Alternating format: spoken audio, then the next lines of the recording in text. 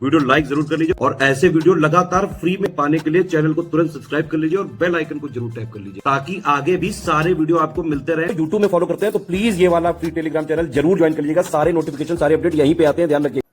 नमस्कार दोस्तों, आप सभी का स्वागत है स्टडी फॉर एग्जाम्स में। दोस्तों, आज हम लोग इस वीडियो में हिंदी साहित्य के इतिहास के बारे में जो है जानेंगे। जैसा कि आप लोग जानते हैं, UP triple S junior steno, UPSI आदि जितनी परीक्षाएं होने वाली हैं, इन सभी में जो है हिंदी साहित्य से प्रश्न जो है आपके पेपर में पूछा जाएगा। तो उसके लिए हम लोग इस वीडियो के माध्यम से जो इंपॉर्टेंट फैक्ट आपकी परीक्षा के लिए उपयोगी है उनका हम लोग क्विक रिवीजन करेंगे। तो आइए हम लोग वीडियो शुरू करते हैं। हिंदी साहित्य के इतिहास का काल विभाजन और नामकरण। काल विभाजन का संबंध जो है सबसे पहले प्रयास जो किए थे वो जॉर्ज ग्रियर्सन किए थे और इन्होंने एक पुस्तक लिखी थी the modern vernacular literature of Hindustan. यह जो पुस्तक है ये जॉर्ज ग्रियर्सन द्वारा लिखी गई थी। काल विभाजन जो हिंदी साहित्य का कई लोगों ने किया था, उसी क्रम में आचार्य रामचंद्र शुक्ल भी किया था। इनकी एक काफी फेमस पुस्तक है हिंदी साहित्य का इतिहास, जो 1929 में जो प्रकाशित हुआ था और इसे जो है नागरिक प्रचारित सभा द्वारा जो है प्रकाशित किया गया था हिंदी साहित्य शब्द सागर की भूमिका में। तो यह जो पुस्तक लिखी गई हिंदी साहित्य का इतिहास, यह आचार्य रामचंद्र शुक्ल द्वारा लिखी गई है। यह इंपॉर्टेंट है। कहाँ प्रकाशित हुई थी? नागरिक प्रचारित सभा द्वारा जैसे प्रकाशित किया गया था। इसके अनुसार जो कालखंड है, आदिकाल या वीर गाथा काल, यह संवत 1050 से 1375, पूर्व मध्यकाल या भक्ति काल 1375-1700, उत्तर मध्यकाल या रीत काल या 1700 से 1900, आधुनिक काल या गद्य काल या 1900 से 1984 तक माना गया। इस प्रकार से इसी प्रकार से एक इंपॉर्टेंट आपके राम कुमार वर्मा जी ने भी किया काल विभाजन। इनके उन्होंने जो है हिंदी साहित्य का आलोचनात्मक इतिहास लिखा हुआ है और इसमें कालखंड बताया है। संधि काल 750 से 1000 विक्रम संवत, चारण काल से 1000 से 1375 विक्रम संवत, भक्ति काल का जो समय बताया इन्होंने 1375-1700 विक्रम संवत और रीति काल को 1700-1900 विक्रम संवत बताया है। इसी प्रकार से आधुनिक काल का जो है 1900 से अब तक इन्होंने बताया है। और विभिन्न कालखंडों के नामकरण को लेकर जो है आपके पेपर में बार बार प्रश्न पूछता है कि कौन सा नाम किसका किसने दिया है। तो आदिकाल के नामकरण को लेकर हम सबसे पहले देखते हैं। इसे वीर गाथा काल जो है ये आचार्य राम शुक्ल जी ने कहा। आदिकाल जो है ये हजारी प्रसाद द्विवेदी जी ने कहा है। चारण काल जो है डॉक्टर राम कुमार वर्मा जी कहा है। बीज वपन काल महावीर प्रसाद द्विवेदी जी ने कहा है। सिद्ध सामंत जो है राहुल सांकृत्याय ने कहा है। आरंभिक काल मिश्र बंधुओं ने बताया है और प्रारंभिक काल जो है डॉक्टर गणपत चंद्रगुप्त ने बताया है। इस प्रकार जो है आधुनिक काल के ये अलग अलग नाम अलग अलग व्यक्तियों द्वारा दिया गया है। परीक्षा में सीधे पूछेगा कि बीज वपन काल नामकरण किसने दिया है, तो महावीर प्रसाद द्विवेदी जी ने दिया है। आदिकाल नामकरण किसने किया, तो हजारी प्रसाद द्विवेदी ने कहा। सिद्ध सामंत युग तो राहुल सांकृत्याय ने किया है। इस प्रकार से प्रश्न पूछा सकता है। अब हम लोग अलग अलग कालखंड को देखें। सबसे पहले आपका भक्ति काल को देखेंगे। भक्ति काल का जो नामकरण है इसे जो है मध्यकाल मिश्र बंधुओं ने दिया है। भक्ति काल जो हजारी प्रसाद द्विवेदी, आचार्य राम शुक्ल और डॉक्टर राम कुमार वर्मा ने दिया है और पूर्व मध्यकाल जो है डॉक्टर गणपत चंद्रगुप्त ने दिया है। रीतिकाल का नामकरण अलंकृत काल जो है मिश्र बंधुओं ने दिया है। कई बार यह परीक्षा में पूछा भी गया है। इसी प्रकार से रीत काल जो है यह हजारी प्रसाद द्विवेदी, रामचंद्र शुक्ल, डॉक्टर राम कुमार वर्मा ने दिया है। श्रृंगाल काल या विश्वनाथ त्रिपाठी ने दिया है। कला काल जो है डॉक्टर भगीरथ मिश्र ने इसका नामकरण किया है। अब बात करते हैं हम लोग आधुनिक काल की। आधुनिक काल को वर्तमान काल जो मिश्र बंधुओं ने कहा, गद्य काल आचार्य राम शुक्ल ने कहा और आधुनिक काल जो है हजारी प्रसाद द्विवेदी जी ने कहा है। तो यहाँ जो नामकरण से जो प्रश्न बनते हैं वो इस प्रकार से आप देख सकते हैं। किस काल को किसने क्या कहा है ये चीज आप देख लीजिए। अब बात करते हैं हम लोग सबसे जो मान्य है सर्वमान्य हिंदी साहित्य का नामकरण और काल विभाजन है। यहाँ से जो टाइमिंग दी गई ये टाइमिंग पूछी जा सकती है और यही टाइमिंग आपके लिए इंपॉर्टेंट भी है। आदिकाल का 1000 ईस्वी से 1350 तक, भक्ति काल को 1350 से 1650, रीतकाल 1650 से 1850 और आधुनिक काल 1750 से जो है अब तक माना गया। इस प्रकार से आदिकाल की प्रमुख रचनाएं और साहित्यकार को हम लोग देख लेते हैं। विजयपाल रासो को नल सिंह ने लिखा है। कीर्तिलता, कीर्ति पताका ये सभी रचनाएं जो है विद्यापति ने लिखी है और इनकी रचनाएं जो है मैथिली में है, मैथिली भाषा में। इसी प्रकार से खुमार रासो दलपत विजय ने लिखी है। बीसल देव रासो नलपत नाल लिखी है। पृथ्वीराज रासो जो काफी इंपॉर्टेंट है इसे चंद बरदाई ने लिखी है। परमाल रासो की जगनिक ने लिखा है और पहेलियां जो है खुसरो की ये अमीर खुसरो ने लिखा है और विद्यापति जो विद्यापति पदावली की रचना की है। तो कीर्तिलता, कीर्ति पताका और पदावली जो रचना है यह विद्यापति ने की है। अगले आपके आदि साहित्य के अंतर्गत कुछ इंपॉर्टेंट फैक्ट हैं।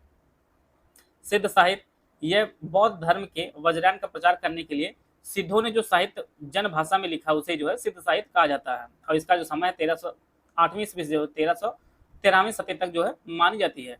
सरप्पा पहले सिद्ध कवि माने जाते हैं। यह लाइन आपके लिए काफी इंपॉर्टेंट है, सीधे पूछेगा प्रथम सिद्ध कवि किसे माना जाता है, ये आपका सरप्पा को माना जाता है। इनके अलावा अन्य जो कवि हैं वह सरप्पा, लोईपा, कंडप्पा, नागार्जुन लिपोता, छत्रपा, मिलिपा, सरबरपा, ये सभी जो है सिद्ध साहित्य कवि हैं।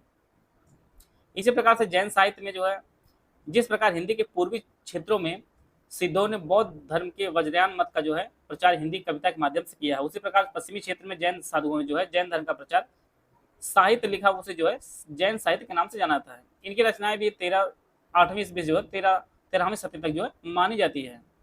इनके जो कवि हैं देवसेन है, शालिभद्र हैं, सूरी, चंदन बालादास, विजय सेन सूरी जी हैं।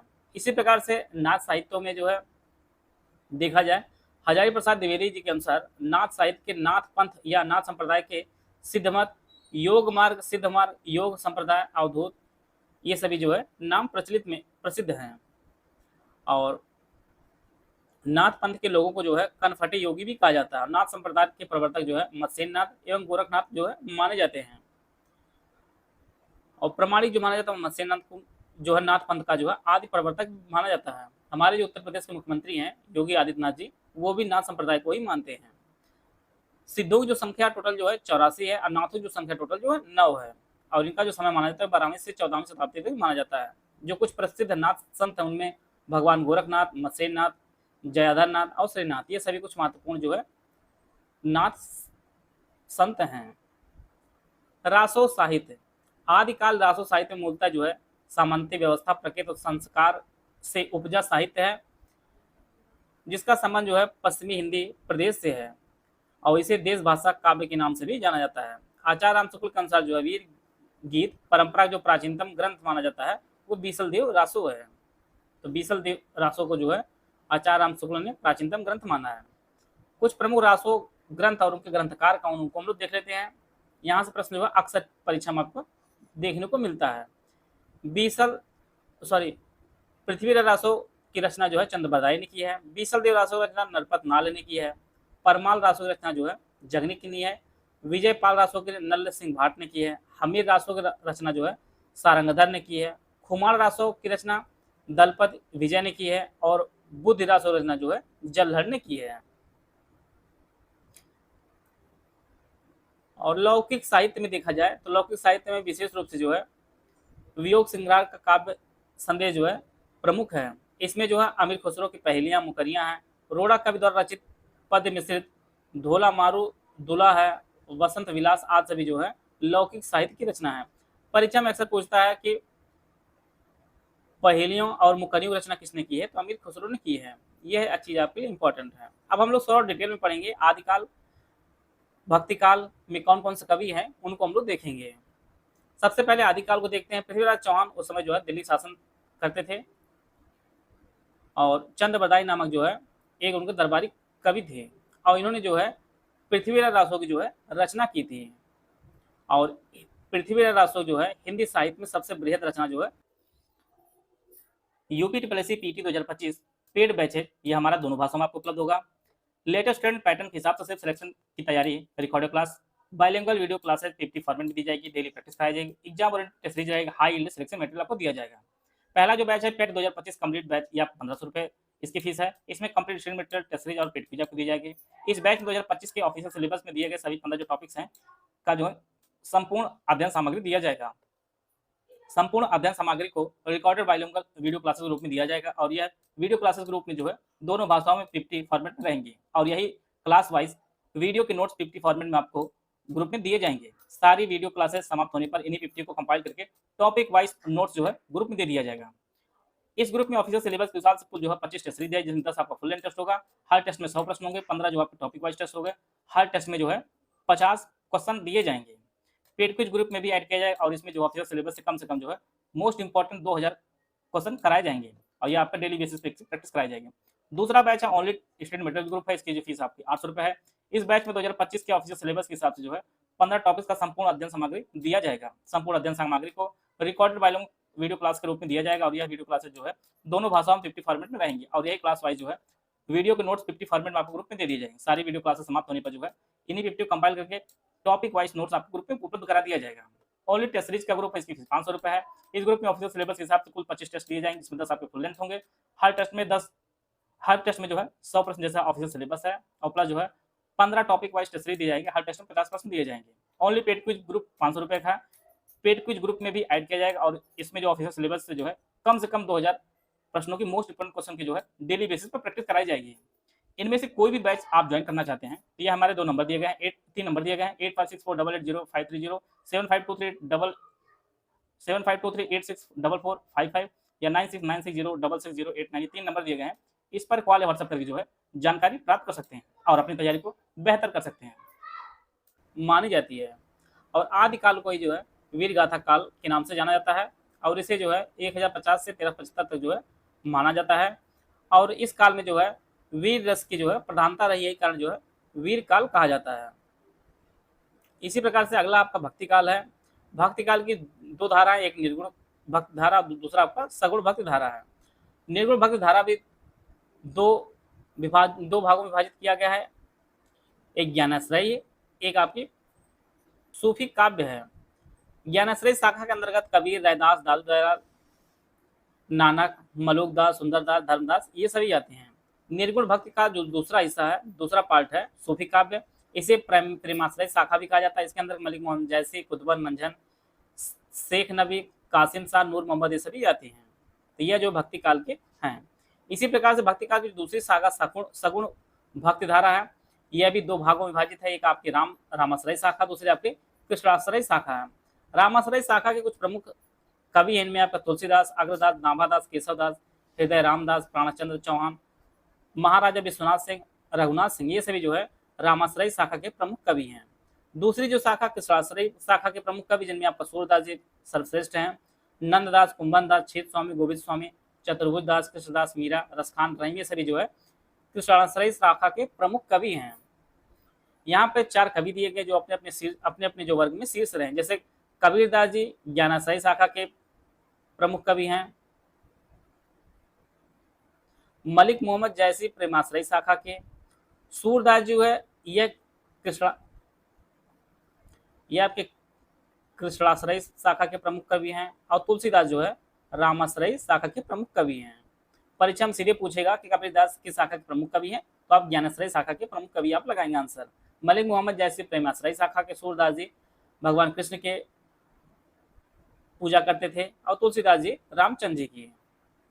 अगला आपका जो है रीत काल है। रीत काल तो जो है बनाया हुआ रास्ता या बदी बनाई परिपाटी, इसे जो है रीत काल कहा जाता है। इसमें अधिकांश कवियों ने जो है श्रृंगार का वर्णन किया है। इसके अलावा जो है घनानंद, बोधा, ठाकुर, गोविंद जैसे जो है रीत मुक्त कवियों ने अपनी रचनाओं में जो है विषय मुक्त रखे हैं। और यह भी जो 3 पार्टों में विभाजित है, रीत काल 3 पार्ट में विभाजित है, रीतबद्ध, रीत सिद्ध और रीत मुक्त 3 भागों में जो है विभाजित किया गया है। अगर परीक्षा पूछता है कि रीत काल के कौन कौन से कवि हैं, तो इनमें आपका केशव, बिहारी, भूषण, मतिराम, घनानंद, चिंतामणि, देव, सेनापति ये सभी जो है रीत काल के जो है कवि हैं। अब हम लोग देखते हैं कि रीत मुक्त के अंतर्गत कौन आते हैं, रीत सिद्ध के अंतर्गत कौन आते हैं, रीतबद्ध के अंतर्गत कौन आते हैं। रीत मुक्त में घनानंद, बोधा, आलम ठाकुर ये 4 कवि आते हैं। रीत सिद्ध में जो है बिहारी जी अकेले हैं, जो परीक्षा में पूछते हैं उस हिसाब से। अगले आपके रीतिबद्ध में मतिराम, देव, जसवंत सिंह, सूरत मिश्र, भिखारी दास ये सभी जो है रीतिबद्ध के अंतर्गत आते हैं। परीक्षा में सीधे पूछेगा भिखारी दास किस काल के अंतर्गत आते हैं, तो रीतिबद्ध रीत काल के अंतर्गत आते हैं। तो यह जो है रीत काल हो गया। अगला आपका आधुनिक काल है। आधुनिक काल के बारे में थोड़ा हम लोग जान लेते हैं। आधुनिक काल हिंदी साहित्य की पिछली 2 सदियों में जो है विकास अनेक पड़ावों से जो गुजरा है। इनमें गद्य और पद्य से जो है अलग अलग विचारधाराओं का जो है विकास हुआ है, जिनमें आप छायावादी युग देखेंगे, प्रगतिवादी युग, प्रयोगवादी युग, यथार्थ युगवादी युग जो है विशेष देखेंगे। वहीं पर गद्य में जो है भारतेंद्र युग, द्विवेदी युग, रामचंद्र शुक्ल, प्रेमचंद युग, अद्यतन युग इन सभी को देखेंगे। अगली वीडियो में हम लोग जो है आधुनिक काल को जितने भी पार्ट में भारतेंद्र युग, द्विवेदी युग, कब से कब इनका टाइम पीरियड है, कौन से लेखक किस काल के हैं, इन सबको हम लोग डिटेल में देखेंगे। तो आधुनिक काल को जो हम लोग नेक्स्ट वीडियो में देखेंगे। बाकी इन सभी को आप एक बार 2 बार वीडियो देख लीजिए, परीक्षा में यहाँ से आपके प्रश्न बनने ही बनने हैं। आशा है आप सभी को बहुत कुछ जानने को मिला होगा। मिलते हैं नेक्स्ट वीडियो में, तब तक जय हिंद, जय भारत।